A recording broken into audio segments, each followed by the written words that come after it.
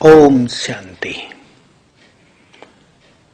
संपूर्ण पवित्र बनने का सुख परम सुख है। पवित्रता ही सुख शांति की जननी है। जहाँ पवित्रता है वहाँ सुख शांति आनंद प्रेम संतोष सब पीछे पीछे चले आते हैं। पवित्रता की कमी मनुष्य को चिड़चिड़ा बनाती है, उसे दुखी करती है, उसके अंदर अशांति पैदा करती है। चाहे अशांति का कोई भी कारण हो, चाहे दुखों का कोई भी कारण हो, परंतु मूल में उनका कारण है अपवित्रता, अर्थात पवित्रता की शक्ति की कमी। हमारी पवित्रता तो संसार के लिए वरदान है। हमारी पवित्रता तो प्रकृति के लिए शक्ति है, खुराक है। हम जितने पवित्र बनते जाते हैं, ईश्वरीय कार्य में उतना ही सहयोग मिलता जाता है। हमें अपनी काम वासना को संपूर्ण रूप से नष्ट कर देना है।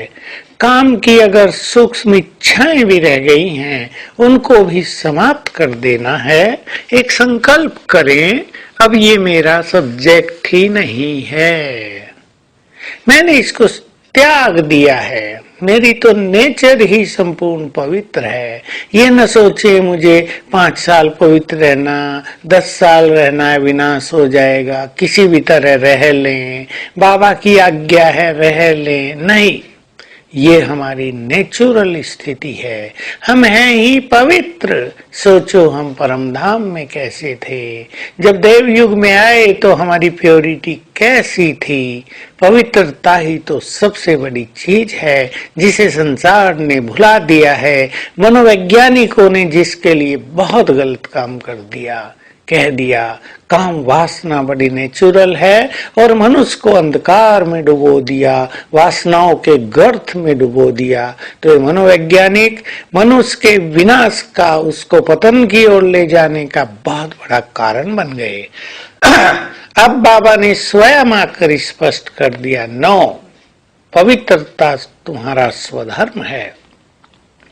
तुम्हें इसका सुख लेना है तो संकल्प कर दें, अब पवित्रता ही मेरा जीवन है।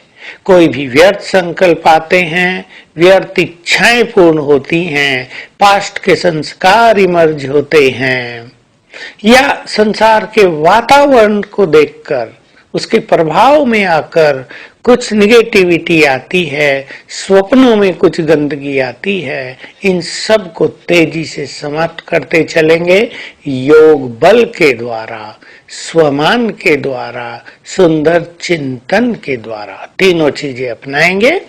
योग बल से हमारी शक्तियां सूक्ष्म रूप ले लेती हैं, चिंतन से हमारी शारीरिक शक्तियां यूज हो जाती हैं, और जो ये शक्तियां भोजन से बन रही हैं निरंतर, उसको यदि हम यूज करते रहेंगे तो हमारी प्योरिटी उतनी ही सरल होती जाएगी।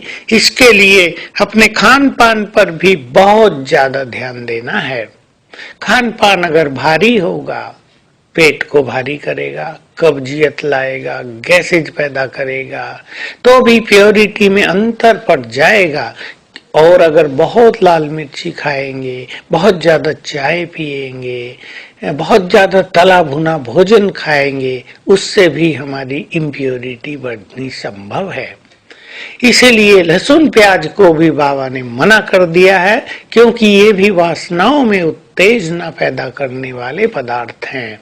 तो हम अपने अंदर प्योरिटी का बल बढ़ाते चलें, और हमें महसूस होगा जितनी प्योरिटी बढ़ेगी उतना ही योग सरल होगा।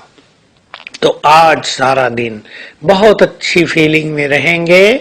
मैं तो पवित्रता का देवता हूँ, देवी हूँ। मैंने यहाँ अवतार लिया है चारों ओर पवित्रता सुख शांति का साम्राज्य स्थापित करने के लिए। मैं पवित्रता का सूर्य हूँ, और बस ड्रिल करेंगे बाबा के पास जाने की।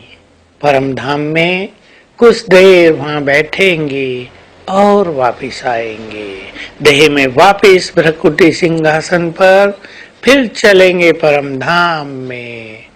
बाबा के पास बैठेंगे, निराकार के पास, सर्वशक्तिवान के पास, और फिर आएंगे वापिस अपनी देह में। ये ड्रिल सवेरे तो कम से कम 10 बार अवश्य कर लें और हर घंटे में 2 बार करें 1-1 मिनट के लिए, तो सारा दिन योग युक्त स्थिति में बीत जाएगा। ओम शांति।